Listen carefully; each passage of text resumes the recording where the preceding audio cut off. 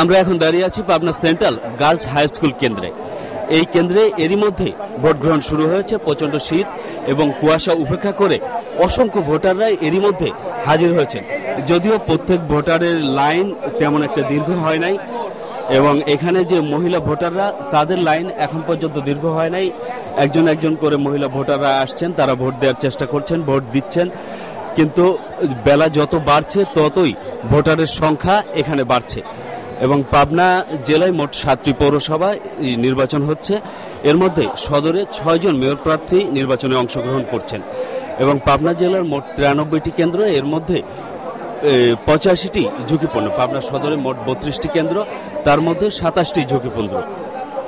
তারপরেও এখানকার presiding officer বলছেন যে শান্তিপূর্ণভাবে ভোট গ্রহণ হচ্ছে এবং শান্তিপূর্ণভাবেই ভোট গ্রহণ হবে। আমি এখানে সলমান শরীফ, প্রিজাইডিং অফিসার 14 নম্বর কেন্দ্র।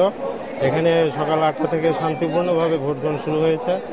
যথেষ্ট লাইন দেখা যাচ্ছে, কুয়াশার কারণে কিছু কম, কিন্তু স্বতঃস্ফূর্তভাবে সবাই ভোট গ্রহণে অংশগ্রহণ। এখানে যে ঝুঁকিপূর্ণ ভোট কেন্দ্র আছে, তো আপনার কি মনে হয় যে না, এখানে কোনো সমস্যা নাই, এখানে শান্তিপূর্ণভাবে হয় বলে আমি আশা করছি। আমরা এখন ভোটারদের সঙ্গে কথা বলবো, তারা কি ভাবছেন।